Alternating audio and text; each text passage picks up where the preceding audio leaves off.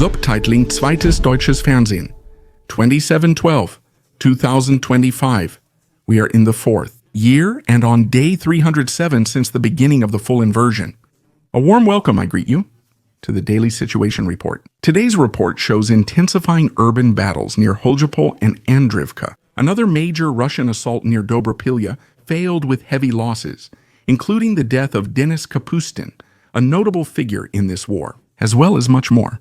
But first, let's take a quick look at the fundraising campaign. Wow, I really have to say, top, that's what I expected from my viewers, and I see it again and again. I'm never disappointed, because such a willingness to donate, especially in these times and now around Christmas, is truly commendable. Everyone deserves a pat on the back for that, for those who missed it. We're once again donating for damaged transport vehicles, and they're reaching their destinations. I get the proof, and as always, I show it here. At the same time, I also post it on X. On average, one vehicle saves about 100 lives, and this wonderful community here has already saved nearly 2,000 lives just by the numbers.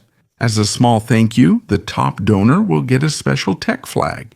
I think the highest donation is somewhere around 3,000 euros. And logically, you also have to declare this on your taxes, since Ukraine for Berlin receives 100% of the money and is a charitable aid organization recognized by the tax office. All the information about this can be found at the top of the video description. Maybe we'll reach the goal by the end of the campaign like we always do. Andrivka has been contested since today. After their recent northern gain we discussed yesterday, the Russians have kept up their momentum and are now moving further south. That's typical for the Russians. When they manage to gain ground somewhere, they make sure to push a bit further right away. That's the right approach. And the Ukrainians usually have nothing to counter that. After a Ukrainian withdrawal, Russians often allow their forces to advance further, and the Ukrainians usually have nothing to counter it. The area is being contested again, with the deepest Russian position near the town center. Further east, Oleksivka is also back under Russian control, as shown here. Ukrainian and Russian units contested the village for a long time. Now, the Russians have been able to recapture this area during the attack here at Andrivka. The retired Colonel General Leonid Ivashov speaks of a complete strategic failure for Russia after around 1,400 days of war. He blames Putin personally and reports widespread destruction of the economy, institutions, and society. He openly warns that the war against Ukraine could ultimately threaten Russia's very existence. Russia's globally isolated and disliked, with only weak or costly partners like North Korea and Belarus, while China is not a real ally but simply waiting for an opportune moment. His statement means a lot to me personally.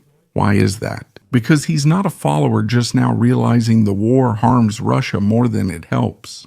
No, because he was already publicly warning about the consequences and their existential risks for Russia back in 2022, which he can now address.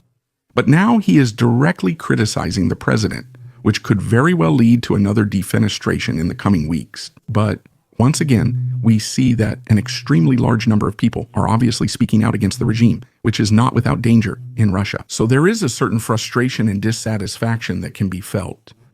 How else can you tell? Well, for days now, we've been seeing more and more attacks on horses. And now take a look at this. A new horse video has surfaced.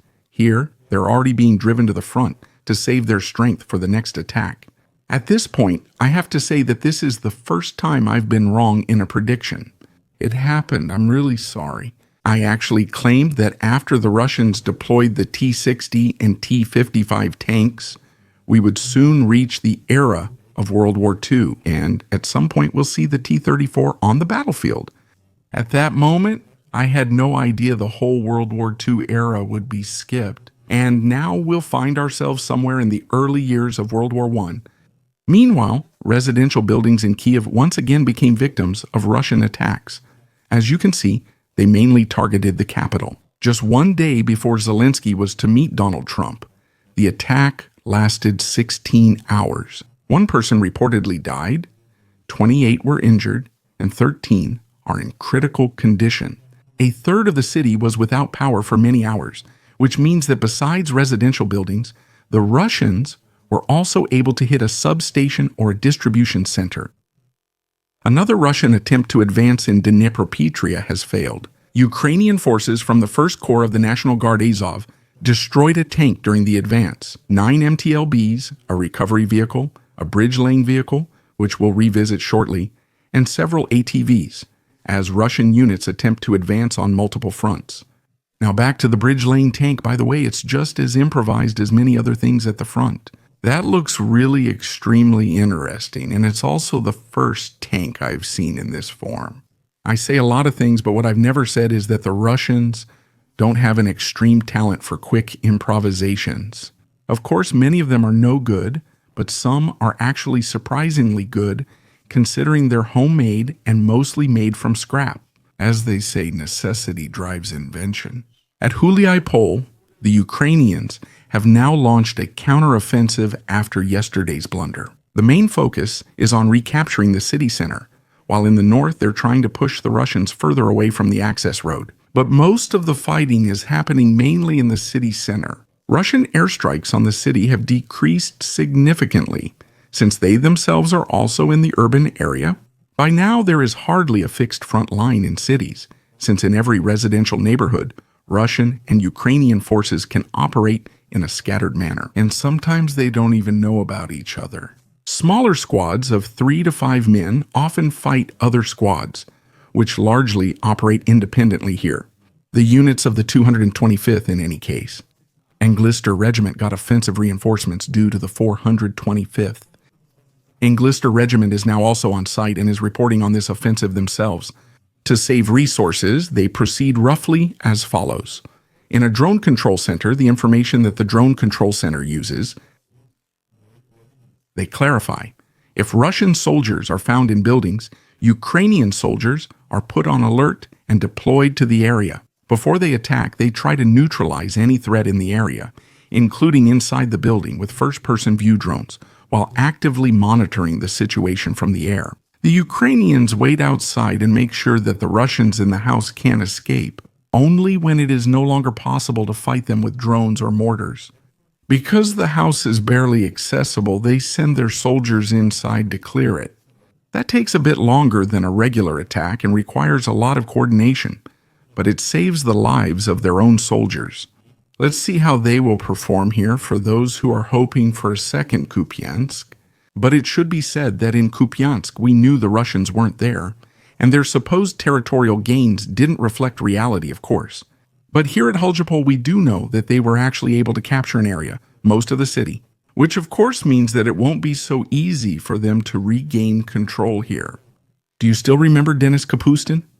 No, but this emblem might look more familiar to you. This is the Russian Volunteer Corps, a paramilitary group that sometimes fought with the Ukrainian army against Russia.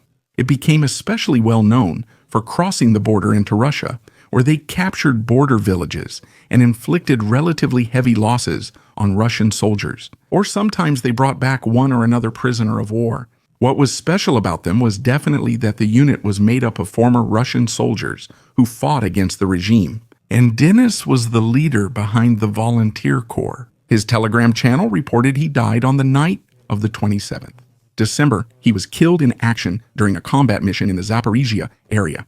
The report says he was killed by a first-person view drone strike. By the way, that's almost the standard cause of death at the front these days. His death is not only a military loss for the Corps, but also politically and symbolically significant. He was one of the most well-known faces of armed Russian opposition fighters on the Ukrainian side, and he represented more than almost anyone else the open break of Russian citizens with the Kremlin and its war. But as with many others, the war here remains uncompromising and costly.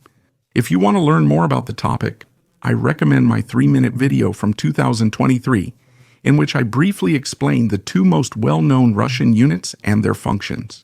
Special thanks to the Albu Crew channel members, especially Lieutenant Colonel Renica, Robert, Siller, and Dietrich. Thank you for listening. Please subscribe, like, comment, and see you in the next report.